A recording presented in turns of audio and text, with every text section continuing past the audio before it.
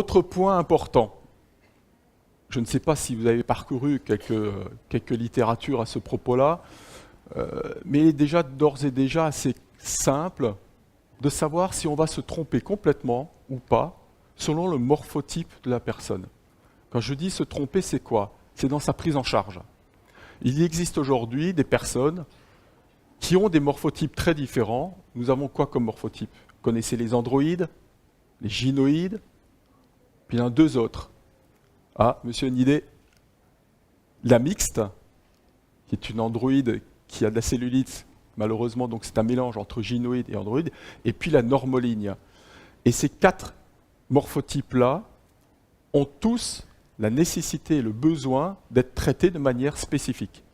Une androïde a une très bonne masse musculaire et un excès de masse grasse. Je ne vais donc pas lui faire des exercices lui permettant de gagner de la masse musculaire, puisque cette personne viendra vers vous derrière, vous dire, au bout d'un mois, je ne comprends pas, je me pèse sur la balance et au final, je pèse plus lourd qu'avant.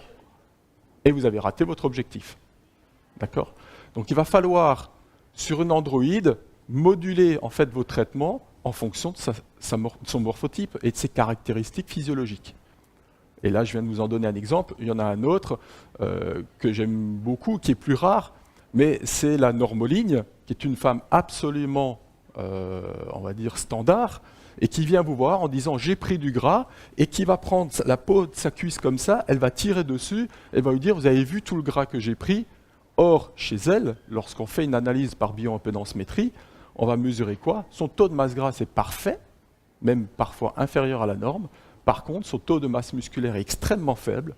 Et dans ces cas-là, on se retrouve, quand elle tire sur la peau, à ne pas du tout tenir du gras à ce moment-là, c'est uniquement que sa peau. D'accord? Donc chez elle, je vais tenir un discours très différent.